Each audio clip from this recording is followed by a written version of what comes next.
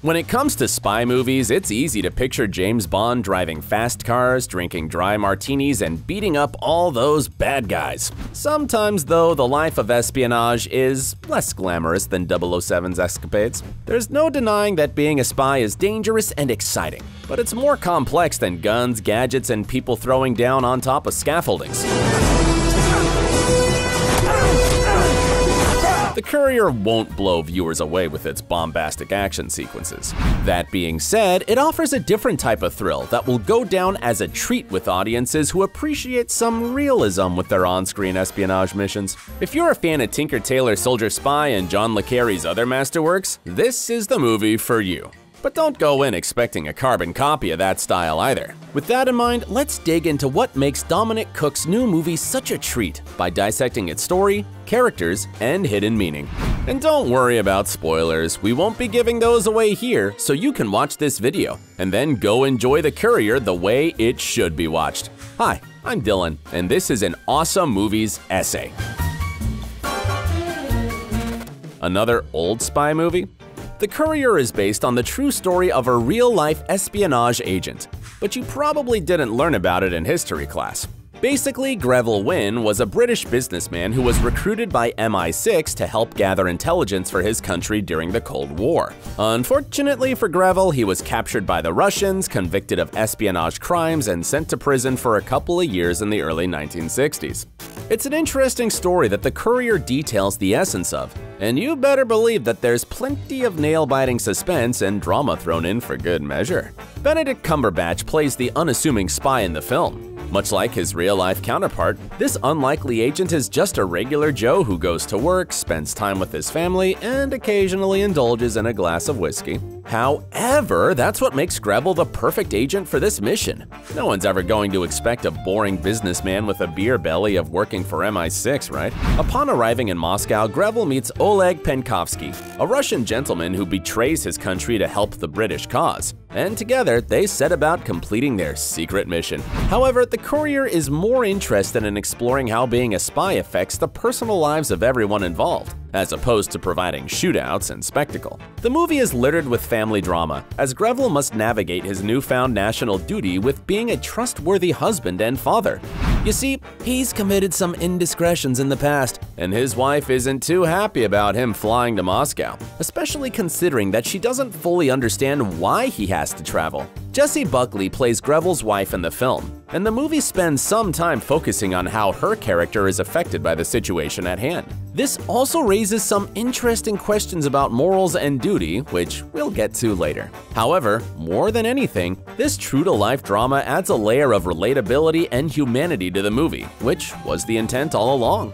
According to director Dominic Cooke, he was attracted to Tom O'Connor's script due to the warmth of the story. Granted, The Courier isn't the type of movie that will make you feel safe and cozy, but the story does embrace the sweeter moments of humanity whenever it can. Take the friendship between Greville and Oleg, for instance. They hit it off right away, bonded by their love of fatherhood and knocking back a few brews. They even go to the ballet together and have a nice evening before the real work begins. It's moments like this where The Courier mines some feel-good moments of light from the darkness, and they're a nice reprieve from the grittier elements on display. While comparisons can be made to Bridge of Spies in the sense that The Courier also takes place in the Cold War and focuses more on characters than action, Dominic Cooke's film does enough to stand out from the pack. Of course, it also doesn't hurt that The Courier boasts a strong performance from its lead actor either.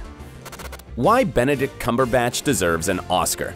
Benedict Cumberbatch is known for bringing real-life figures to life in a remarkable way, and he seems to be a fan of playing underappreciated heroes who have been overlooked by history. For example, who could forget his performance as Alan Turing in The Imitation Game? Some people believe that he should have won an Oscar for that movie. However, don't be surprised if he wins some awards for his turn in The Courier. He knocks the role of Greville out of the park and then some. That won't shock anyone who's familiar with the actor's work, but he really goes above and beyond to do Greville's legacy plenty of justice here. While the character himself is quite understated, Cumberbatch really nails all of the various emotions he goes through. One minute he's a good-humored drunk with the gift of the gab at important meetings, then he's a panic-stricken fella who can't talk his way out of a prison sentence. If you want to see the actor kick some butt, go check out Doctor Strange. In The Courier, he's an everyman who's in over his head, and that makes Greville easy to sympathize with. Of course, the intention of the movie is to highlight the type of person Greville was in real life,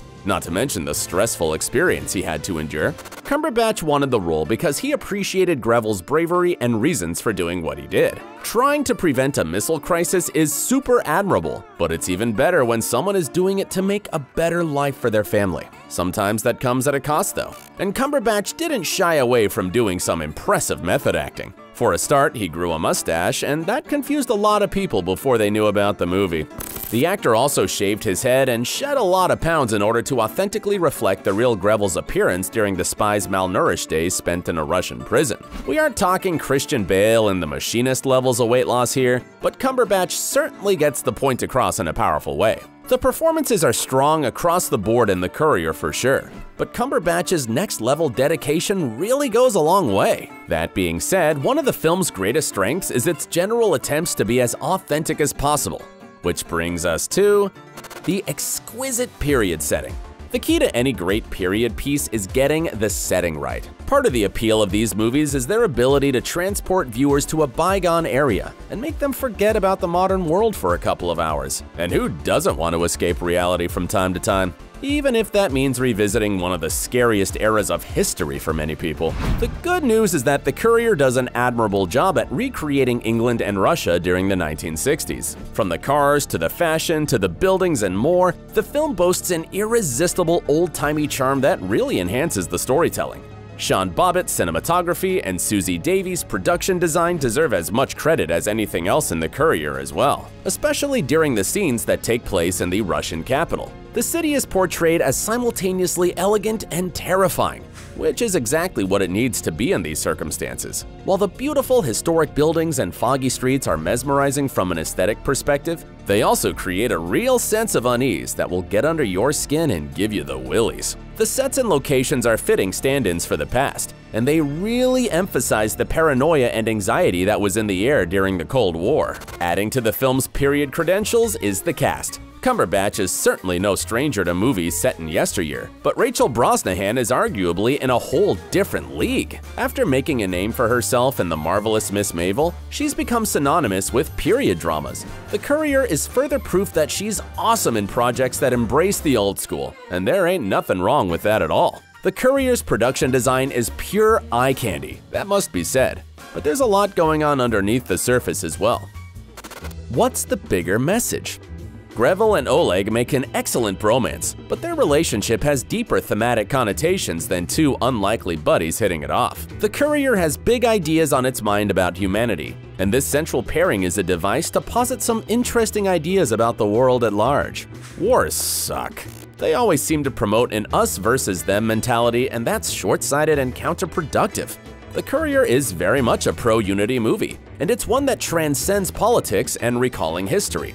Greville and Oleg's wants and desires suggest that people might be more in common than their government leaders would have them believe. Some naysayers and cynics might think that The Courier is too sentimental and optimistic regarding its message. That being said, we still need art that instills hope and optimism in our hearts at the end of the day. Then again, the movie doesn't exactly shy away from the warts and all nature of conflict either. In fact, The Courier examines how conflicts affect everyone differently.